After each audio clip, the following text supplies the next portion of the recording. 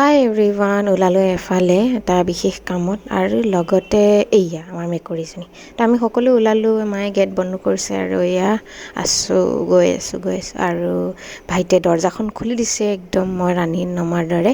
আৰু এইফালে দাদা এজনৰ বিয়া আপকামিং আপোনালোকে দেখিব। আৰু এয়া দৰাৰ ভায়েক আৰু মোৰ দাদা। তো আহি পালোঁ ঘৰ আৰু কাম কৰি আছে, বক্সটো টানি বহুত মেহনত কৰি আছে। তো আৰু এতিয়া আমি ইভিনিং বুলি কিবা এটা খাবলৈ লৈছোঁ। এয়া